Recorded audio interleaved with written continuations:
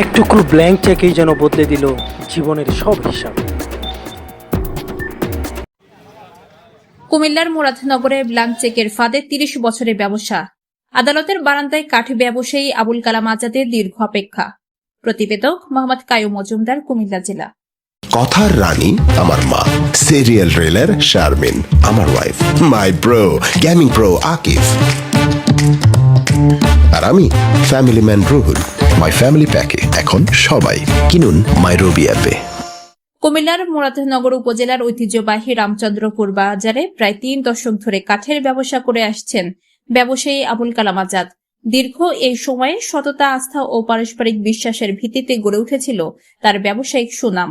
কিন্তু একটি ব্ল্যাঙ্ক চেককে কেন্দ্র করে বর্তমানে তিনি জড়িয়ে পড়েছেন আইনি জটিলতায়, যা তার জীবন ও ব্যবসার বড় ধরনের প্রভাব ফেলেছে বলে অভিযোগ করেছেন তিনি।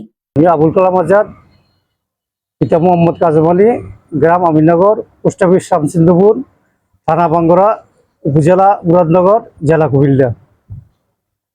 আমাকে মিথ্যা মামলা দিয়ে হয়রানিমূলক আমি প্রায় ৩০-৩৫ বছর যাবৎ রামচন্দ্রপুর সুনামের সাথে ব্যবসা করে আসতেছি। এদের সাথে প্রায় ৮ থেকে ১২ বছর এদের সাথে আমাদের ব্যবসা। কিন্তু আমাকে ৫২ লাখ টাকা পারে না, সে আমাকে বেশি মাল দিবে বলে একটা খালি ব্ল্যাঙ্ক চেক নিছে। নেওয়ার পরে এই দুর্বলতার সুযোগ পেয়ে সে আমাকে মালও দেয় নাই, কোনো কিছু দেয় নাই, সে আমার কাছে কোনো টাকাও পারে নাই। উপরন্তু সে ৫২ লাখ টাকা মামলা আমাকে দিয়ে দিছে। এই মামলার জন্য আমি খুব মানুষ পেরেশানিতে আছি। আমার ব্যবসা বাণিজ্য আমি পেরেশানির মধ্যে আছি। আমি প্রায় ব্যবসা বাণিজ্য দেউলিয়ার পথে। কাজেই আমি এটা সুষ্ঠু তদন্ত এবং বিচার চাই। এই ব্যক্তি হল মেসার সরকার এন্টারপ্রাইজ, হাজী মোহাম্মদ শফিকুল ইসলাম। ৩০০ বছরের ঐতিহ্য বহনকারী রামচন্দ্রপুর বাজারের কাঠের গন্ধে তিল তিল করে গড়ে উঠেছিল আবুল কালাম আজাদের ব্যবসায়িক স্বপ্ন। দীর্ঘ ৩০ বছর ধরে তিনি সততা ও নিষ্ঠার সঙ্গে ব্যবসা পরিচালনা করে আসছিলেন। স্থানীয়ভাবে একজন পরিচিত ব্যবসায়ী হিসেবে তার সুনামও রয়েছে। তবে বর্তমানে একটি চেক সংক্রান্ত বিরোধকে কেন্দ্র করে তার বিরুদ্ধে প্রায় ৫২ লাখ টাকার একটি মামলা চলমান রয়েছে। অভিযোগকারী আবুল কালাম আজাদের দাবি, দীর্ঘদিনের ব্যবসায়িক সম্পর্ক ও পারস্পরিক বিশ্বাসের কারণে তিনি একটি স্বাক্ষরিত ব্ল্যাঙ্ক চেক প্রদান করেছিলেন। পরবর্তীতে সেই চেক ব্যবহার করে তার বিরুদ্ধে প্রায় ৫২ লাখ টাকার মামলা দায়ের করা হয়। তিনি অভিযোগ করেন, একটি বিশ্বাসের জায়গাকে ব্যবহার করে তাকে আইনি জটিলতার মধ্যে ফেলা হয়েছে। গণমাধ্যমকে দেওয়া সাক্ষাৎকারে আবুল কালাম আজাদ বলেন, আমি কারো কাছে ৫২ লাখ টাকা পাওনা নই। আমার দেওয়া একটি ব্ল্যাঙ্ক চেকের অপব্যবহার করে আমার বিরুদ্ধে মামলা করা হয়েছে। গত ২ বছর ধরে আদালতে ঘুরছি, এতে আমার আর্থিক ও মানসিকভাবে ক্ষতিগ্রস্ত হচ্ছি।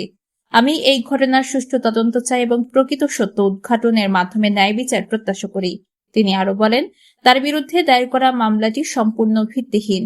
তিনি মামলাটি প্রত্যাহারের দাবি জানিয়ে রাষ্ট্রের সংশ্লিষ্ট কর্তৃপক্ষ, আইন শৃঙ্খলা বাহিনী এবং গণমাধ্যমের সহযোগিতা কামনা করেন। একই সঙ্গে তিনি বিষয়টি গুরুত্বের সঙ্গে তদন্ত করে প্রকৃত ঘটনা জনগণের সামনে তুলে ধরার আহ্বান জানান।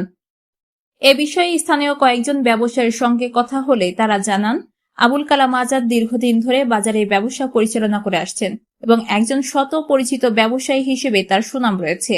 তাদের মতে এই ঘটনার নিরপেক্ষ তদন্ত হওয়া প্রয়োজন এবং প্রকৃত সত্য উদ্ঘাটনের মাধ্যমে ন্যায় বিচার নিশ্চিত করা উচিত। আমি সাহেবনগর ফাইদা দরবার শরীফের বর্তমান পেশা হুজুর। তো আমার জানা মতে যে আবুল কালাম সাহেব উনি খুব ভালো মানুষ, ব্যক্তিগতভাবে ভালো মানুষ, চিনি ওনারে। উনি বহুত যাবত এই রামচন্দ্র বাজার ওনার ব্যবসা আমার সাথে আছে জানি। তো আমি ওনার সাথে ভালো সম্পর্ক, আমার উনি খুব ভালো মানুষ জানা মতে। এমন কোনো কেলেঙ্কারি বা ২ নম্বর কাজের সাথে আমার জানা মতো উনি নাই। তো বিশেষ করে এই যে দোকান, পানের দোকান, আমি এখানে প্রায় সময় বসা হয়। এই সময় কালাম সাহেবের সাথে আমার পরিচিত। উনি ভালো ব্যক্তি, মানুষ হিসেবে ভালোই লাগে, কোনো খারাপ না। আমি জানা মতো উনি কোনো খারাপ কাজে জড়িত নাই এবং কি উনি খারাপ মানুষ বলে আমি কাউকে শুনি অনেক। বাংলা থানা শফিকুল ইসলাম শুধু কালামরে নয়, এরকম বহুত মানুষে হয়রানি করছে। আমাদেরকে মাল দেওয়ার কথা বললে অনেক টাকা নিছে, ক্যাশ টাকা দিয়া মাল সঠিক মতো দেয়। তারপরে কালামরে না, এরকম বহুত মানুষের সাথে এরকম কথা চালিয়েছে। মামলা আছে একটা, পুরোটা সম্পূর্ণ বানোয়াট।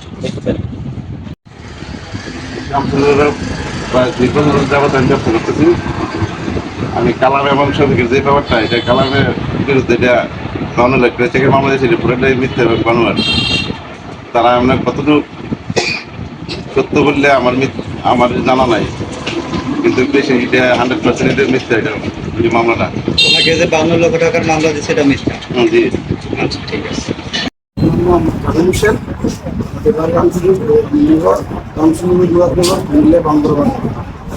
আমি প্রায় 20-25 বছর ধরে এই কাজের ব্যবসা করতেছি। কালামের চিনি চিনি আরও এই ব্যবসা করতেছে। কিন্তু কালামের কাছে যে লেনদেন হয়েছে এই চেকের মাধ্যমে সম্পূর্ণ মিথ্যা। কিন্তু কালামের তো টাকা ভাড়া, কিন্তু এত টাকা না, অল্প টাকা হবে। কালামের সাথে ছবিকে ব্যবসা করছে অনেক বছর ধরে, তো আপনার ব্যবসা করতেছে বাউল নিচে আনছে, তো লাখ টাকা লইছে, কিন্তু এত টাকা নাই। এখন যে ওনার বিরুদ্ধে 52 লক্ষ টাকার মামলা দিচ্ছে এটা কি সঠিক না মিথ্যা? অন্যদিকে অভিযুক্ত ব্যক্তি অভিযোগ অস্বীকার করে বলেন, আবুল কালাম আজাদের কাছে তার পাওনা অর্থ রয়েছে বলেই তিনি মামলা করেছেন। তিনি দাবি করেন বিষয়টি নিয়ে তার কাছে প্রয়োজনীয় তথ্যউপাত্ত রয়েছে এবং তদন্তের মাধ্যমে প্রকৃত সত্য বেরিয়ে আসবে। তিনি আরো বলেন, আলোচনার মাধ্যমে বিষয়টির সমাধান হলেও সেটিও ইতিবাচক হবে।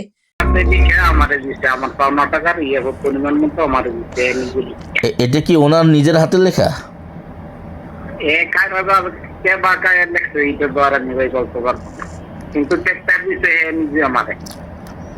আচ্ছা, উনি আমাদের কাছে বলছে উনি আপনাকে একটা ব্লাইন্ড চেক দিয়েছে।